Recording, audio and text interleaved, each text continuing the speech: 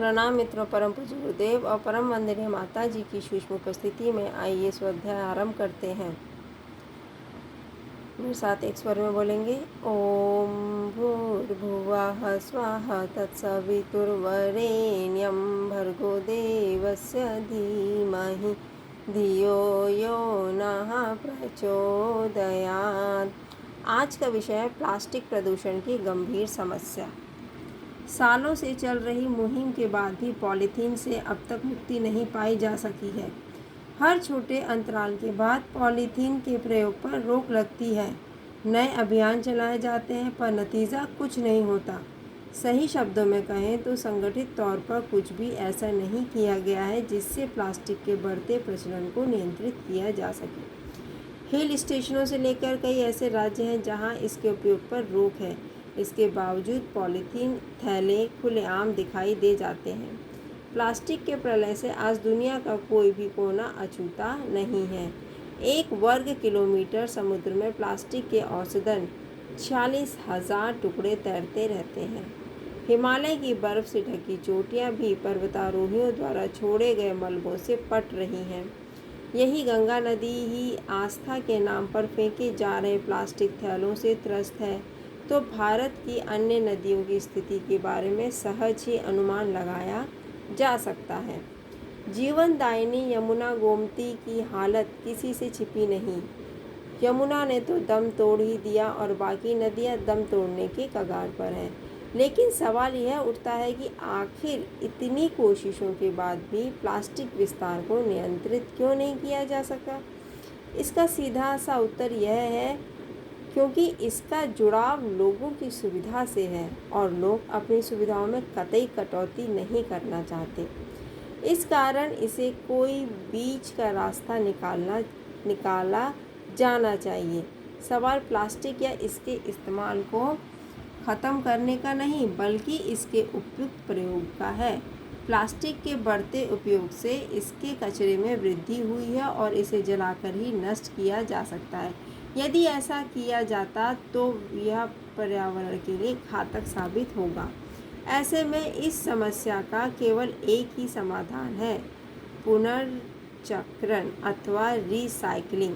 कुछ समय पूर्व पर्यावरण मंत्रालय ने प्लास्टिक के कचरे को ठिकाने लगाने के उपाय सुझाने के लिए एक समिति गठित की थी, जिसने अपनी रिपोर्ट में इस बात पर बल दिया था कि प्लास्टिक की मोटाई 20 की जगह 100 माइक्रोन तय की जानी चाहिए ताकि ज़्यादा से ज़्यादा प्लास्टिक का पुनर्चक्रण किया जा सके।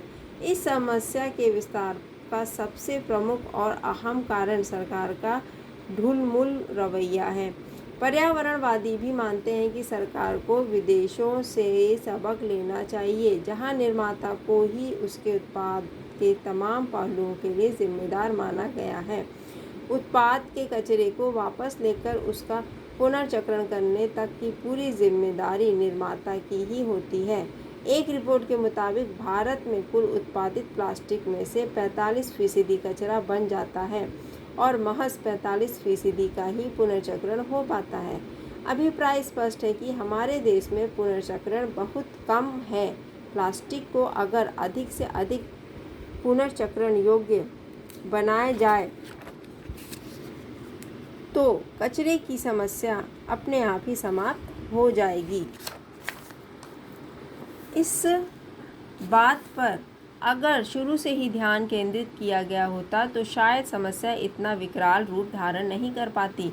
इसके साथ साथ प्लास्टिक के निरर्थक उपयोग को लेकर नियम और कानूनों को भी सख्त बनाने की ज़रूरत है। हमारे देश में पर्यटन स्थलों पर आने वाले सैलानी अपनी मनमर्जी के मुताबिक प्लास्टिक थैलों को फेंक देते हैं। इससे न केवल उस क्षेत्र की सुंदरता प्रभावित होती है बल्कि उसका खामियाजा पर्यावरण को उठाना पड़ता है। प्लास्टिक पर नियंत्रण के लिए हमारी उपभोक्तावादी नीति का ही पुनर्मूल्यांकन करना चाहिए। उपभोग एवं सुविधा की अधिकता जीवन, समाज और पर्यावरण सभी को संकट में डालती है। अतः सबको इस विषय पर गंभीरता से सोचना चाहिए। धन्यवाद मित्रों। मेरा भी आप लोग से यह अनुरोध है कि प्लास्टिक का कम से कम उपयोग करें और कपड़ों की थैली का ज़्यादा उपयोग किया जाए।